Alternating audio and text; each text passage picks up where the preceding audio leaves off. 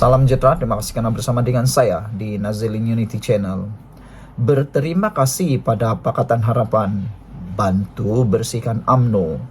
Itu komen balas pemimpin PKR.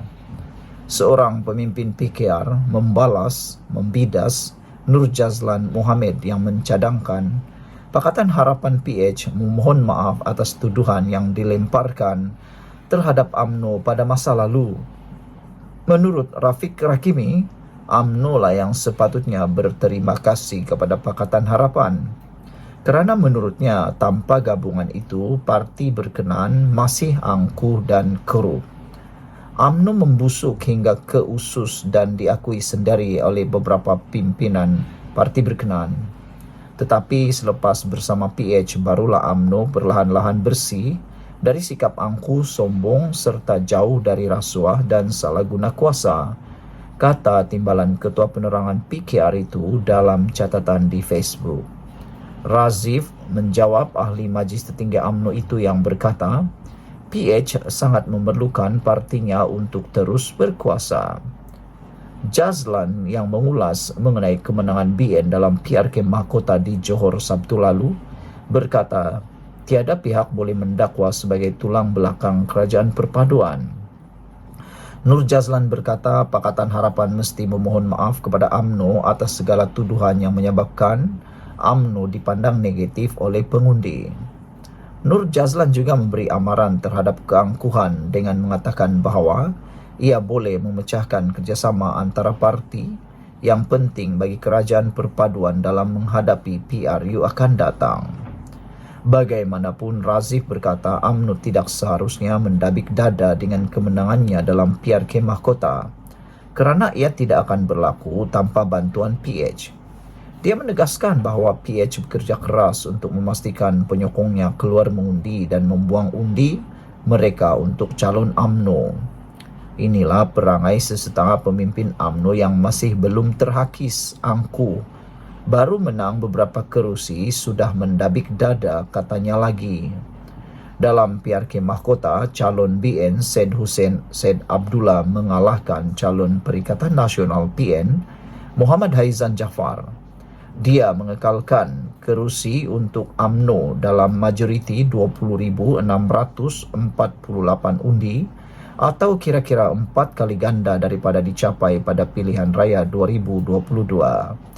Saudara-saudara sekalian, apa pula komen anda yang lebih panas di dalam laporan ini ialah perangai sesetengah pemimpin yang masih belum terhakis angkuh, baru menang beberapa kerusi sudah mendabik dada.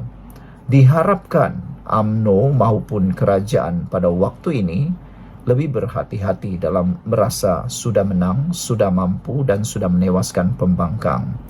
Kerana sikap angkuh dan mendabik dada seperti ini akan boleh memakan diri, terutamanya UMNO. Seperti yang kita tahu, UMNO sekarang ini dalam proses pemulihan, dalam proses kebangkitan. Mereka tidak boleh membiarkan proses itu dihancurkan, dihentikan oleh sikap angkuh dan mendabik dada mereka itu sendiri sahaja. Mereka harus tahu kerjasama harus diteruskan dan mereka tidak boleh menimbulkan apa-apa kekecohan lagi. Jangan-jangan nanti mereka akan menderita sendiri. Sekian dulu untuk kali ini. Jangan lupa tinggalkan komen anda. Salam sejahtera, terima kasih karena bersama dengan saya di Nazilin Unity Channel. Identiti Lim Sian Shi, pengkritik Rafizi, terdedah dalam podcast yang bakar Menteri YBM. Saudara-saudara sekalian, Lim Sian Shi adalah pengkritik Rafizi yang sering mahu membakar Rafizi. Akhirnya kita ketahui siapa beliau yang sebenarnya. Identiti pengkritik tegar Menteri Ekonomi Rafizi Ramli iaitu Lim Sian Shi akhirnya didedahkan, sekaligus mengesahkan kabar angin mengenai identitinya. Beliau adalah Datuk Erick Sito yang juga sebahagian daripada pasukan komunikasi strategik Barisan Nasional BN. Beliau memegang jawatan timbalan pengarah ketika Datuk Seri Najib Razak adalah Perdana Menteri. Pendedahan itu dibuat selepas beliau menyahut cabaran Rafizi untuk hadir ke audio siar podcast yang bakar menteri yang disiarkan secara rasmi di Facebook Rafizi. Podcast berkenan dirakam pada 6 September lalu selepas Rafizi dan Lim mempunyai masa lapang untuk sesi rakaman itu.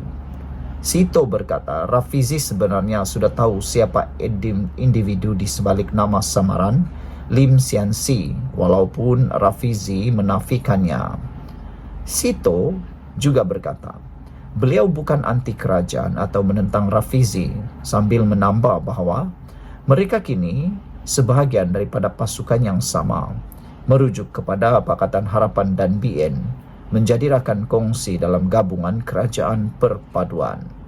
Saudara, rupa-rupanya itulah identiti Lim Sian Si, pengkritik Rafizi yang kini terdedah, dan akhirnya diketahui bahawa beliau adalah Datuk Eric Sito yang juga sebahagian daripada pasukan komunikasi strategik Barisan Nasional. Satu ketika dahulu beliau ialah timbalan pengarah ketika Datuk Seri Najib Razak adalah Perdana Menteri. Pendedahan ini memang agak mengejutkan kita semua kerana beliau sebenarnya sebahagian daripada kerajaan pada waktu ini. Tetapi kelantangan beliau seringkali mengkritik Rafizi membuatkan ramai orang yang tidak senang hati. Pun begitu, sebenarnya kritikan demi kritikan sebenarnya perlu untuk sesi semak imbang kepada kerajaan ini untuk melakukan yang lebih baik lagi. Dan menurut C, Rafizi sebenarnya sudah tahu siapa beliau sebelum membuat rakaman tersebut, kerana beliau diketahui Rafizi walaupun Rafizi menafikannya. Sambil itu, Sito juga berkata, beliau bukan anti kerajaan. Ini satu berita yang baik. Bukan anti kerajaan dan tidak menentang Rafizi.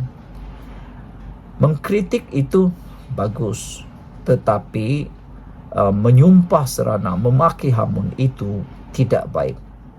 Dalam satu-satu dasar, terutamanya dasar kerajaan, pengkritik yang mantap, pengkritik yang seimbang diperlukan. Kerana tanpa ada pengkritik, sesuatu perkara tidak akan dapat berlaku. Dan sambil menambah, Sito kata, mereka kini sebahagian daripada pasukan yang sama, merujuk kepada Pakatan Harapan dan BN yang kini menjadi rakan kongsi dalam gabungan kerajaan perpaduan. Sekian untuk kali ini, jangan lupa tinggalkan komen anda. Salam sejahtera, terima kasih kerana bersama dengan saya di Nazilin Unity Channel. Satu pendedahan yang luar biasa yang kita tunggu-tunggu.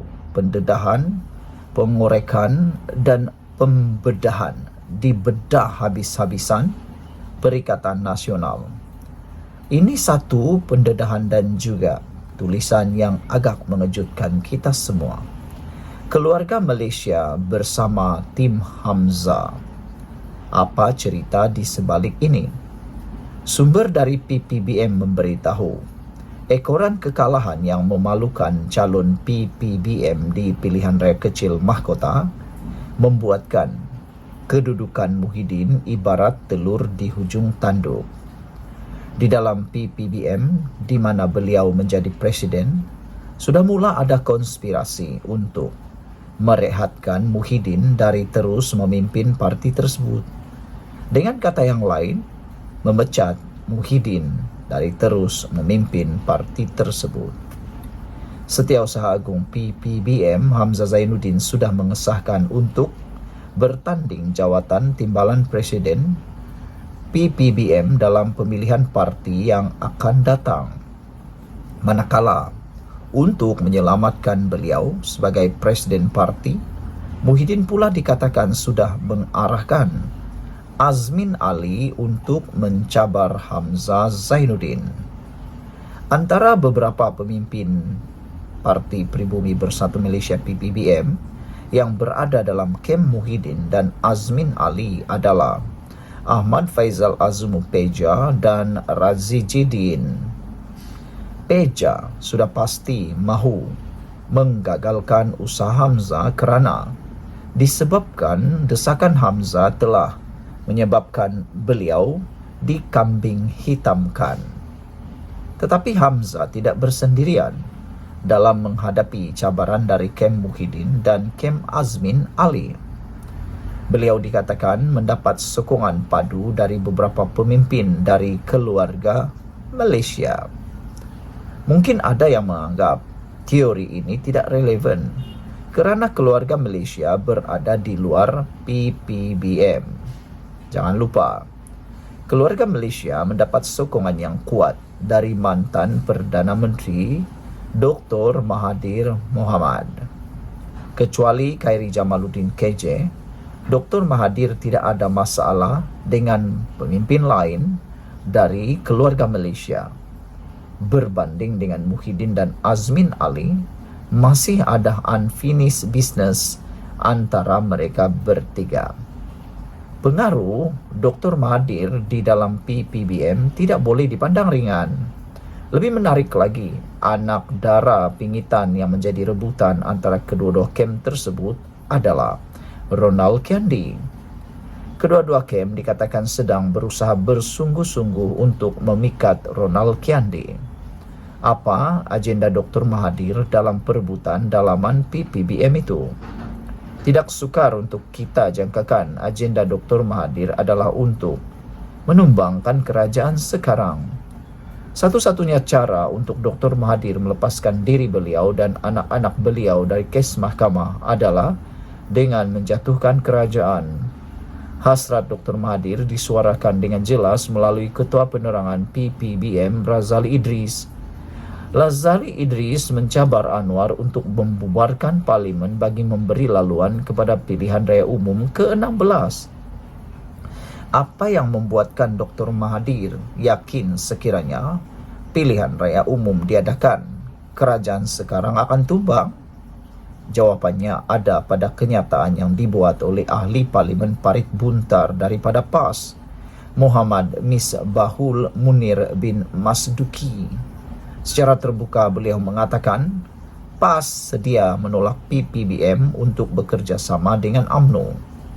Tetapi sekiranya Hamzah berjaya menjadi presiden PPBM dan UMNO serta PAS bekerja sama, maka strategi Dr. Mahathir akan berjaya. Sementara keluarga Malaysia pula akan diberi dua peranan utama. Kumpulan pertama akan cuba menguasai PPBM yang dipimpin oleh Hamzah, dan kumpulan kedua pula akan cuba menjatuhkan Datuk Seri Zahid Hamidi untuk menguasai UMNO. Manakala PAS pula akan cuba dikuasai oleh Dr. Mahathir kerana beliau sudah mula mengukuhkan pengaruh melalui jawatan penasihat ekonomi SG4. Sebab itulah Dr. Mahathir berani berkata, walaupun ada majoriti 2/3, Anwar boleh jatuh bila-bila masa. Jadi, kepada pihak yang berkenan, berhati-hati di jalan raya. Legend sudah berbunyi, keluarga Malaysia mula mengatur strategi. Keluarga Malaysia bersama tim Hamzah. Sekian dulu untuk kali ini. Jangan lupa tinggalkan komen anda.